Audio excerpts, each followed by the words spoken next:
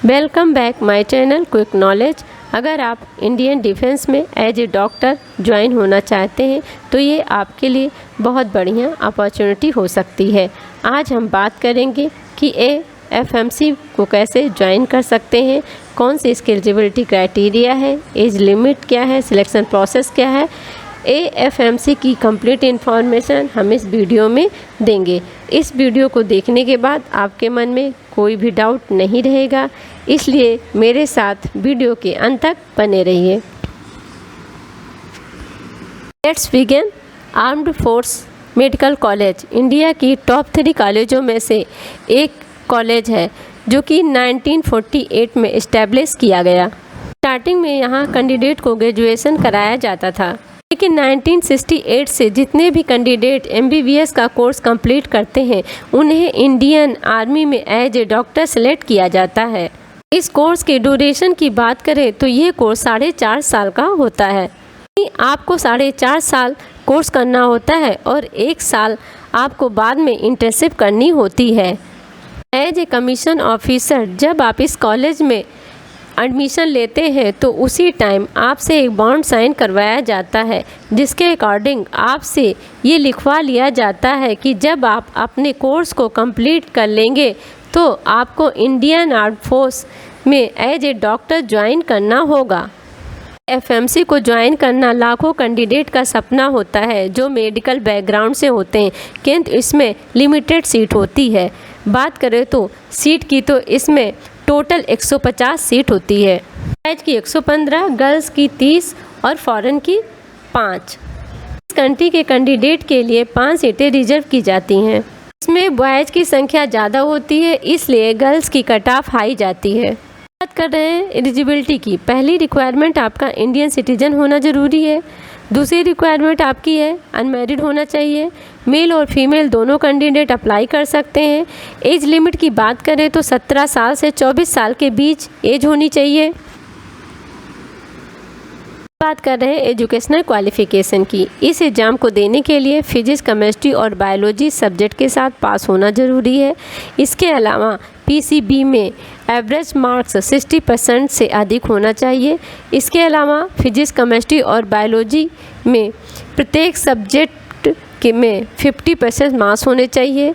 इन सब के अलावा इंग्लिश में आपके मार्क्स 50% से अधिक होने चाहिए, तभी आप AFMC के लिए अप्लाई कर सकते हैं। अब आपके मन में ये सवाल ज़रूर उठ रहा होगा कि किस प्रकार सिलेक्शन लें, तो आ जाते हैं सिलेक्शन प्रोसेस पर। सिलेक्शन प्रोसेस 2 फेज़ में कंप्लीट करते हैं। पहला NEET exam, first test, toilet test, PAT, interview, medical. पहले बात करते हैं नीट एग्ज़ाम की। जो कैंडिडेट नीट एग्ज़ाम के लिए अप्लाई करते हैं वे AFMC के लिए भी अप्लाई कर सकते हैं।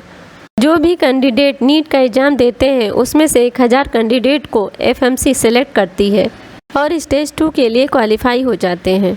अब अगर आप आने वाले एग्ज़ाम के लिए तैयारी कर रहे हैं तो बॉयज़ के लिए कट ऑफ 600 और गर्ल्स के लिए 620 तक जाने की उम्मीद है। अगर आप AFMC में जाने की सोच रहे हैं तो आपको और भी ज़्यादा हार्ड वर्क करने की ज़रूरत है। अगर आप स्टेज 1 को क्वालिफाई कर लेते हैं तो स्टेज 2 को क्वालिफाई करना पड़ता है। अब बात करते हैं टॉयलेट टेस्ट की, यानी इस टेस्ट में English language, comprehensive logic, reasoning test. इसमें आपसे English language, logic and reasoning से रिलेटेड क्वेश्चन पूछे जाते हैं। कोई फिक्स सिलेबस नहीं होता है। इसमें आपसे एप्टीट्यूड टेस्ट से रिलेटेड क्वेश्चन पूछे जाते हैं।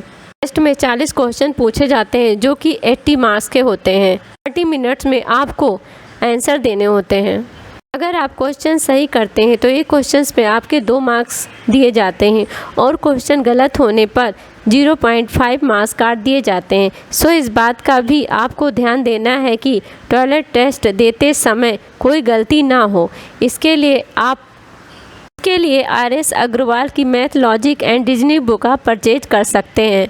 दूसरे टेस्ट की PAT, जिसको साइकोलॉजिकल असेसमेंट टेस्ट के नाम से जाना जाता है। इस टेस्ट में आपके साइकोलॉजिकल टेस्ट किया जाता है, कि ब्रेन को चेक किया जाता है और ये चेक किया जाता है कि आपका ब्रेन किस तरह काम करता है, कि वे ऑफ थिंकिंग क्या है। को एग्जामिनर के द्वारा चेक किया जाता है, पर इसके लिए आपको कोई मार्क्स नहीं दिए जाते हैं। अब बात कर रहे हैं इंटरव्यू की। बोर्ड ऑफ ऑफिसर के सामने लिया जाता है। ये एसएसपी इंटरव्यू से ज़्यादा टफ नहीं होता है। इसका अपना स्टैंडर्ड होता है और ये 50 मार्क्स का होता है। इंटरव्यू काफ़ी इम्पॉर्टेंट होता है और इसी समय ये डिसाइड हो जाता है कि आपका एएफएमसी में सिलेक्शन होगा कि नहीं। इसके बाद आपका मेडिकल एग्जामिनेशन होता है। इसमें आपका कंप्लीट मेडिकल चेकअप किया जाता है कि आप एफएमसी के लिए फ़िट हैं या नहीं, आपको एडमिशन देना चाहिए या नहीं देना चाहिए। आपकी फिजिकल फिटनेस और कंप्लीट बॉडी चेकअप इस एग्ज़ाम के दौरान किया जाता है। स्टेज 1 और स्टेज 2 के बाद मेरिट लिस्ट लगती है। अगर आपका नाम लिस्ट में आ जाता है तो आप एडमिशन ले लेते हैं। प्लीज़ हमारे इस वीडियो को लाइक करिए, शेयर करिए एंड सब्सक्राइब करिए। जय हिंद।